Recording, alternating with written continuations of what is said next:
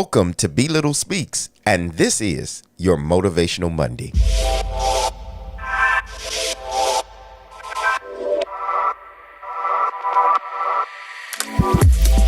Happy Monday, everybody. This is Be Little, and I'm excited to be with you on another Monday morning as we present to you Be Little Speaks Monday Motivations. But before we do that, we want to encourage everyone to take a moment to go to our website, belittlespeaks.com. That's belittlespeaks.com. Like, subscribe, check out the new content. I'm telling you, you can partner with us.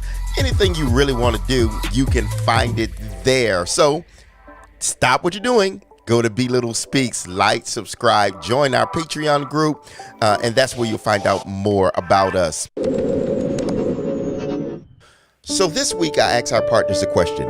If you could go back and visit your 18-year-old self, but you only had enough time to say 3 words to yourself, what would you say? Here's an answer from Carrie out of Atlanta.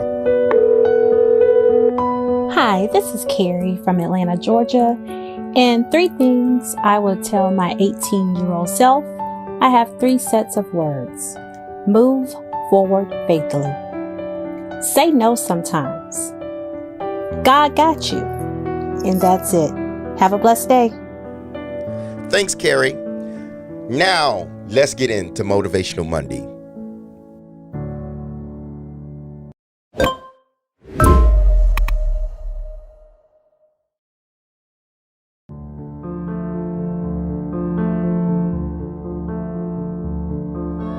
Today, I want to encourage everyone to check your thoughts. You know, the biggest enemy that you could have in your life could be your own memory.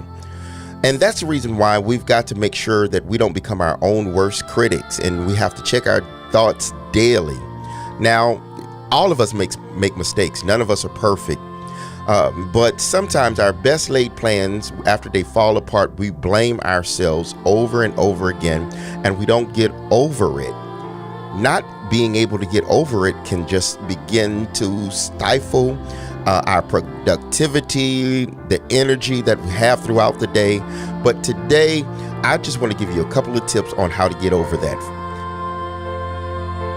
First of all, you have to identify the trigger of your negative self-talk. All of the stuff that keeps bringing that past mistake, that past breakup, that past hurt, whatever it is, you have to identify that. Because it's normally caused, that negative talk is normally comes up after we've made some kind of event in our lives, something that wasn't great. And we have to address it. For example, let's say you drop a coffee mug by accident. By reflex, those who beat themselves up will immediately launch into a thought process about the event. It might be things like, man, I can't do anything right. Or why am I so worthless? What is wrong with me? See, identifying the trigger always allows you to interrupt the thought process. Your mind will try to jump right into those thoughts, but you actually want to do, what you need to do is just pause. Now, pausing is essential. The pause is there to try to detach your emotional response from the reaction. You know, try not to think about anything if you're able to, but if you just can't, just take a moment to breathe. Get your mind off the thing that is triggering you. Try to diffuse the emotional response by replacing that negative self-talk, that enemy in me, by replacing that with something positive. The third thing that I would encourage you to do is to replace the negative self-talk with more positive. Listen, negative emotions used to be brought up in line with reality. A person is not stupid for accidentally dropping a coffee mug. You know, accidents kind of happen. Coffee mugs get dropped. It's not a big deal because it's just a coffee mug. And these are the kind of thoughts that you got to continue to tell yourself when those kinds of things happen. You don't need to now be fake about the moment. Just be real. If a big goal of yours didn't work out, if a relationship didn't work out, if something that you really wanted to happen didn't work out, that really isn't your fault. It's not a positive thing either, though. It's a thing that happened that you now just got to deal with it. So false positivity can be harmful because it's harder to believe when you are trying to believe something that are so far out there, but it's making it harder for that to sink in, to become a habit if it's unreachable. So be real. Tell yourself, it's not my fault. Things just happen. Next thing I'll tell you is to reinforce these positive thoughts with regular kindness to yourself. Not every bit of the negative self-talk comes from immediate emotional circumstances. Sometimes it comes from the way you generally relate to and think about yourself. Like, think about this. It's much easier to slip into a habit of beating yourself up because you may feel as though you aren't good enough or that you don't deserve better. But sometimes we look for negative thoughts and patterns and perceptions about ourselves to pick on, generally speaking. But can these thoughts be changed? What can you replace these negative things with that are realistic and more kind to you? So be intentional about being kind to yourself. Next thing is reframe mistakes and failures as opportunities. It's like, is the glass half empty or the glass half full?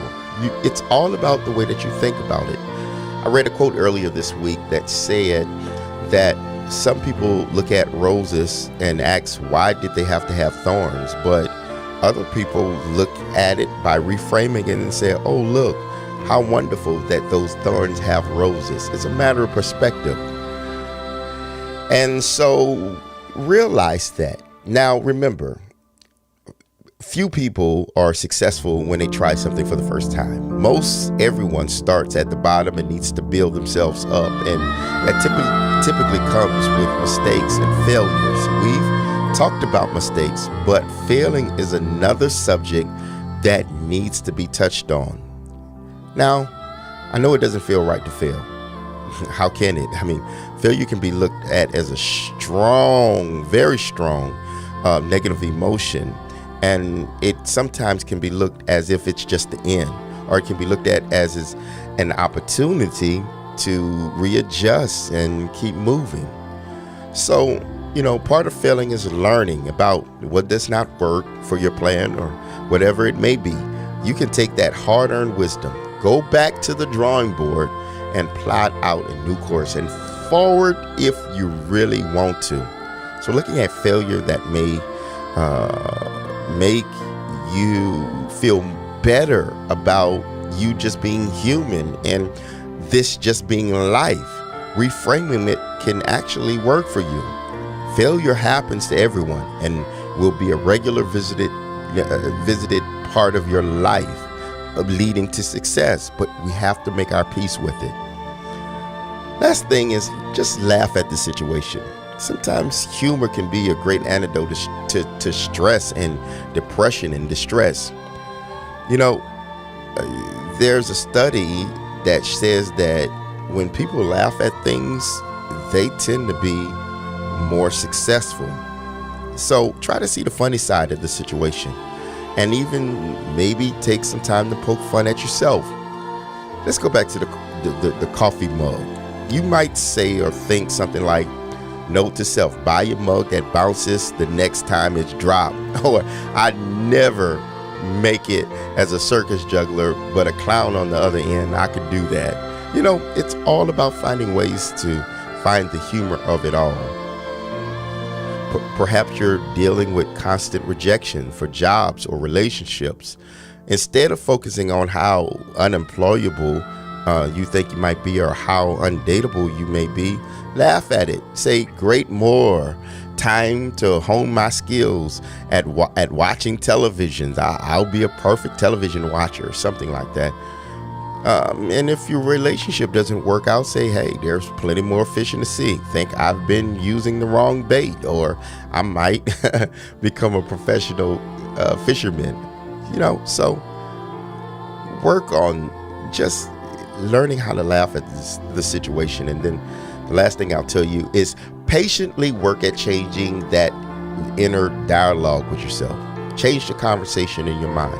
Don't let a single negative self-criticizing thought live in your head without adjusting it? Now, most of us, if someone on the outside of us was to come and tell us that we're no good, we would rise up and not agree with that. Well, we got to take that same energy and do that to ourselves and say, hey, no, I am somebody. I am fearfully and wonderfully made. I am somebody. We just got to do it. And if you work on being this way, I'm telling you, your success, the change of thought, the change of routine is closer than you think.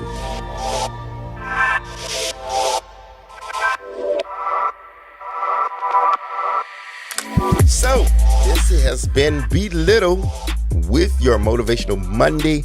I hope each and every one of you have a marvelous Monday.